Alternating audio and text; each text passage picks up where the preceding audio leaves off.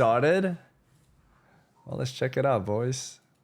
See, Our favorite Nikrit. Riot is working on another MMO, boys. I told you we would be back talking Yes, about I knew Riot's it. MMO, Thank you. though I thought it would be under different circumstances. Well, Okay. if there is something Riot is known for, it is finding ways of getting money and then burning that money in an attempt to evolve gaming. True. They were arguably the True. first to break the video game movie curse with Arcane. Oh, They pushed amazing the FPS movie. genre onto a whole new level of fandom with Valorant, which finally forced Valve to do something, and lately they are trying to do something in the fighting game genre with simpler controls. Riot's trying to take while over. Most of their competition is scaring the casual player base away with complex combos. So one could argue, at least Riot is not afraid of taking risks and bringing in results after milking their whales. And right now, one of the most hyped games that I think that's better, by the way. This might sound crazy, and in MMOs, it does make sense to make it casual for the people to be able to beat the game. But in a 1v1 game like Mortal Kombat or Street Fighter, I think having a way to have harder combos is a turn on for good players, meaning there's space to improve, right? Because like in Classic WoW duels, there's like a limit. You could get really good, but once you get to that limit threshold, even though you know what the enemy is going to do next, there's not much you could do because of the limited abilities, right? I think it's good in one that could sense. argue, If there's at more least outplay Riot is not potential. afraid of taking risks and bringing in results after milking their whales. And right now, one of the most hyped games that should theoretically come out of these investments is the Runeterra MMO. A project that's been worked on for a very long time now and Okay. which went through a lot of changes. At least, that's what was teased on Twitter. And the good news is that as far as we know, Is that better the on the volume? MMO is still alive.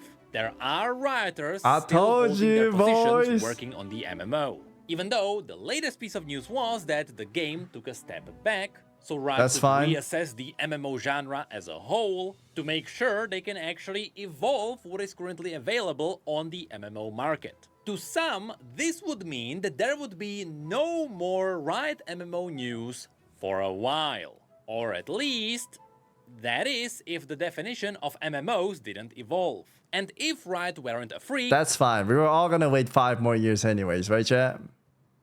Yeah. Or 10. that is not afraid of prototyping an endless sea of games. That's right, even though Riot already has a good arsenal of games under their belt. As they confirmed during the time all the layoffs happened, they are still working on more games in the background, some of which are even single-player games. Okay, One such game cool. that seemed to always go towards the single-player area with optional Yo, that looks co-op insane. What was that? Project F, a top-down hack-and-slash adventure game that we have never seen anything Oh, about okay. outside of the 10th anniversary video. But we still know it That looked really exists, cool. and there are some job listings hinting at it. Well, the interesting thing is that this entire time, by which I mean well over a year now, these job listings have also been looking for devs in a very specific field. They've been looking for devs with the technical knowledge around FPS games to work on a game that is not Valorant, mind you. This is a different FPS game that Riot is working on, which also has RPG elements, narrative, and MMO-like structure. And No way, dude. No way you're telling me Nikrit made a video because he saw this information. No way. if all of these are correct, then this means Okay. that Riot is working on another MMO. Dude, And you make the content with the smallest things. I fucking love it. Jesus if you Christ. think about it, it is actually genius. Now first, let's dive into how we got to this conclusion. It all actually started a year ago. Back then, there was a job listing on Riot's official website, and there they were looking for game designer on progression and meta systems for unpublished R&D product. The catch is, originally in this listing, instead of R&D, they called this game Project T. This is important Project because, T. as we know, all of Riot's games have their project name. And Project T is an entirely Same new comics. name, meaning it should be different from the Riot MMO we knew until now. Which, by the way, now we are gonna call it the Runeterra MMO, just to distinguish these. And later, when Riot realized this oopsie, they went back, they removed the mention of Project T, which pretty much confirmed, yep, they are working on a new game. But what they were asking for is also interesting.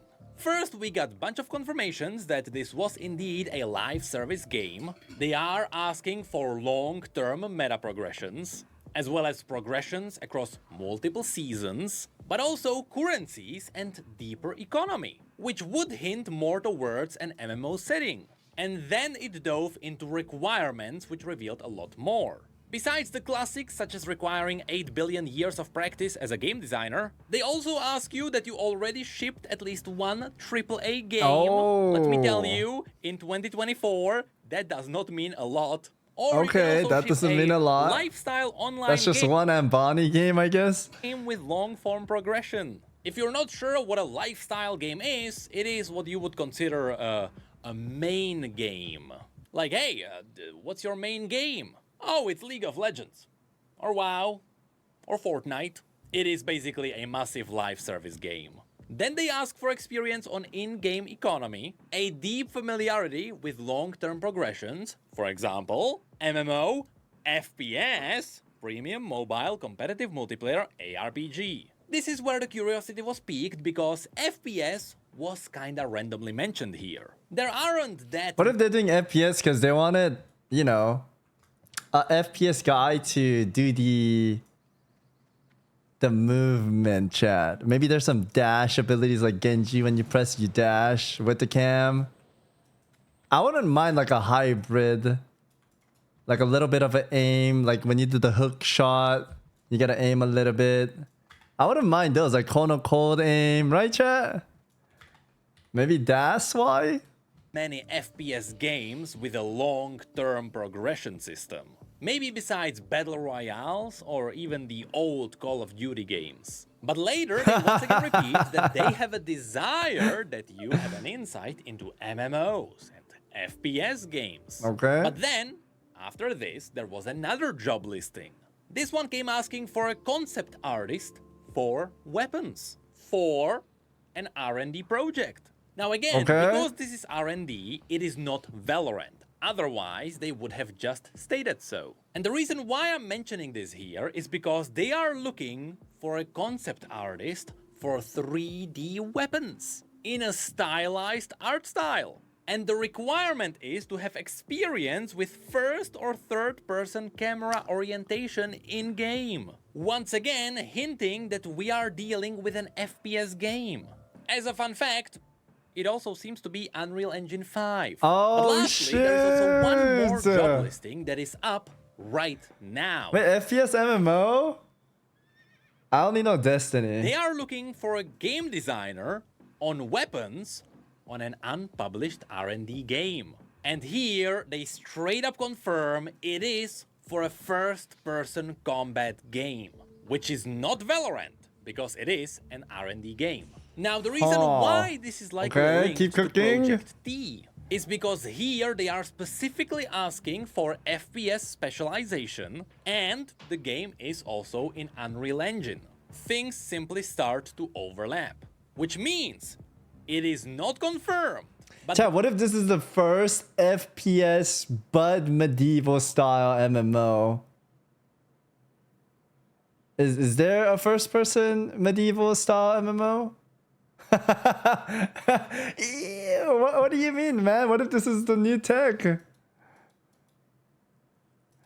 there is an extremely big chance that Riot might be working on an MMO FPS. Oh, dude, Nikrit, you and I, great minds, think alike. That's what I was thinking too. And they have been for more than a year now. So why am I making a video on it now? Because someone made a totally random tweet and it might be made up, so I might as well. Anyway, as I mentioned, there is a good reason why this might be a genius move. Okay. Right now, there is a massive gap in the MMO FPS game genre. The Yeah. only game that is Yeah. really trying to hold I know the what you're saying, line yeah. is Destiny Yeah. 2. But it That's is the only one I failing. mentioned. There is a massive reason why. Yes. We will get into that in just a Okay, moment. get into that. Also, I've heard that literally today Bungie had massive layoffs and things are not looking great. Anyway, the main point is that if Riot manages to put their foot in the door, they could guarantee a success if they play their hands right. And that's Yeah. because they have one ginormous advantage. You see, the Runeterra MMO has always been seen as a guaranteed hit by many. Not because Riot would be known for their high-quality games. I mean, to be fair, their games are high quality with a lot of polish, but there is still the League of Legends spaghetti. But it's more because the Runeterra MMO already has its audience. Should they release that MMO, they don't have to look for the players. The players that know their universe are just sitting there, just waiting for them to drop it. And that's because League's universe is already well established. I mean, I should know that. This channel was always dedicated to the lore of League of Legends. And I might have made more than 5 videos talking about the world of the MMO that is already set up. But logically, Those are this great. would mean that should Riot try to spin up a different MMO, one that is not part of the Runeterra IP, unless they really focus on the This guns gameplay of is Piltover Destiny? or something, that would mean their other MMO This is Destiny right now, wouldn't chat? have this advantage. They would have to build up a separate universe. And all Dude, things Destiny looks considered, cool. they would have to earn their audience again. Right? Wrong. Oh, Big bad wrong. Let's refer to Google Trends for a okay. moment. This Show us tool why is it's amazing wrong. at comparing what people are interested in around Okay. the world. And we can use this tool to have a look at League of Legends, the most talked about Riot game, which would also suggest that this is their biggest IP. However, let's compare it to Valorant, a game that took the FPS genre by storm and which managed to quickly dominate it. And as to how much it dominates, Oh, does it go that hard? I was gonna say I haven't really set my foot into Valorant ever because I'm an MMO guy. well, these days, Valorant actually managed to match the size of League of Legends. Wait, And it really? Valorant's that big? even overtook it in some countries, meaning that the hype behind Valorant is just as big as the hype behind League. Which brings up a really interesting point. What if Riot is taking this MMO FPS and putting it into the Valorant universe? Shouldn't that have just as a massive result as the Runeterra MMO? Well, yes, it should, under one condition. The condition that A, the audience is already familiar with the setting, which it is because Valorant is one of the top played games in the world right now, and B, Wow, I didn't know the Valorant was universe that is already big. set up. Which let me tell you, oh boy is it set up. It is to such a degree, I can actually make a video on the classes of this MMO right now. Yes, we can make a full That's his circle out next of this if you video. want. We have all the massive lore around Radianite and how it gave people superpowers and empowered their tech. And you know what that smells to me? That smells like a really cool setup for possible classes. I mean, Destiny only has 3 main classes. The Hunter, which is your classic sharpshooter, the Warlock, which is using spells, and the Titan, which is your classic Juggernaut. In Valorant, you have the more tech-oriented characters who got their superpowers from the apocalyptic events, or even a playable f***ing machine. They even have their own classes like the Initiator, the Controller, the Duelist, and even the classic Support. As I said, I am ready to go wild and explain how Valorant's lore can support all of this. Speaking of which, this is something that needs to be said. Every year Damn, when those are so good. Valorant releases a new episode, they release a cinematic which gives us a new piece of a story.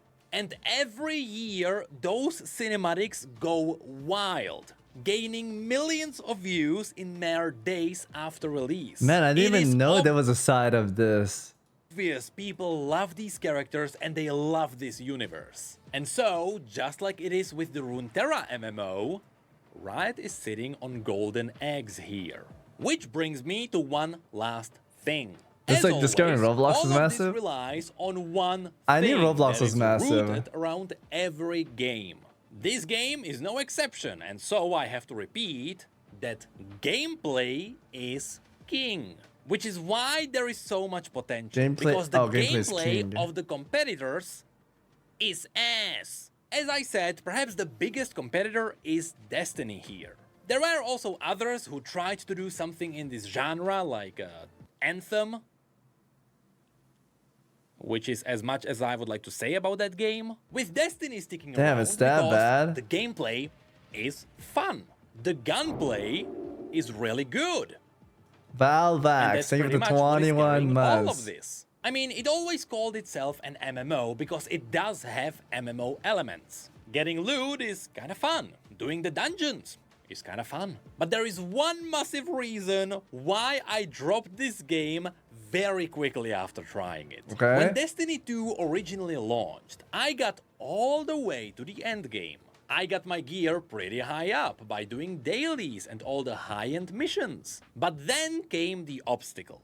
Destiny 2 has really cool raids. They are amazing experiences that look fantastic, which is something I have never done, even though I wanted... Same, I've never done it too. I played Destiny, I will say, each corner you turn around to look at, the game map layout was beautiful, I'd say. It was very pretty to look at. You had your mount, you had like 2 or 3 gun slot, I forgot. It was fun, I just never got to the end game. I don't know why. I played with my friend for a while. It was such a... Yeah, I had fun too. It's not like I didn't have fun. I had fun, but I think I'm just a WoW frog, so I went back to WoW. But 2 was fun for me. It wasn't bad. To try a Destiny raid multiple times in the past. And you know why that is? It's because in order to get into a raid, you have to put a group together in a game without group finder, without public invites, and without proper chat support. You call yourself an MMO, but if you want to do the MMO endgame things, you have to quit the game, go on Discord or a third-party website, find people there, add their tags, invite them into a group, and then you hop into the raid. I honestly don't know. One thing I wanted to mention is it didn't have... How do you say it, man? You know how in WoW you could walk around the starting area to Stormwind and whatnot? I think there were cities, but it wasn't where like everyone hung out. It didn't feel like the MMO that I played, where there's like a massive city, or in FF there's like a city, or in Lost Ark there's a city. This game had something like that, but I don't know if it felt the same. Yeah, like open world, no hubs. There was a few places. I'm not saying there weren't at all, but it didn't give me the MMO vibe. It just felt like you just go in a lobby and play. If they fix this since the release. But this was the point I immediately quit the game. I'm not asking for a raid finder, God forbid that. I can sit in Orgrimmar looking for a group all day, but don't make me do that on a third-party website where I have to post my game tag publicly. So, that's why I quit. Damn, I didn't know it was that bad to join. Not coming back? I don't even know which expansion to buy to play the game. But yeah, that's pretty much where we are with Project T at this time. Keep in mind that all of this are just theories and none of this was confirmed. But it really seems like in the background, right? Chat, am I crazy? Or I guess the companies have to be down to it. I feel like if I want to play World of Warcraft, I don't know if WoW is like this because I've always had all the expansion. But I know in FF, I had to buy every single previous expansion and that was fucking ass. I wanted to complain so much. And retail WoW, if I want to just play War Within and I've never played anything else, can I just buy War Within and done? Or do you still have to buy every expansion? I would want to say like these games, they should just make you buy the newest one and you're good. I feel like that's fair. If they make you buy every previous one, it's like, bro. Okay, and WoW it's one and done now. You get all the previous expansion for free in WoW now, just not the current one. Okay, okay. I feel like every company should do that. But yeah, that's pretty much where we are with Project T at this time. Keep in mind that all of this are just theories and none of this was confirmed, but it really seems like in the background, Yeah, exactly, Riot Paulo. is dabbling in some very specific game genres around MMOs and FPS games. And yes, right the guy now, just give him a there kiss? is a massive window open there. And if there is something Riot is known for, it is jumping through those windows. No matter the genre, no matter the scale. And since we are talking about a potential MMO here, I'm afraid I'm gonna make more videos on this. Dude, he's gonna make a class cover for sure. I like it, dude. I like Nikri. He's a cool guy. He plays WoW too a lot. Smoke, what's up? Hello, hello. Alright.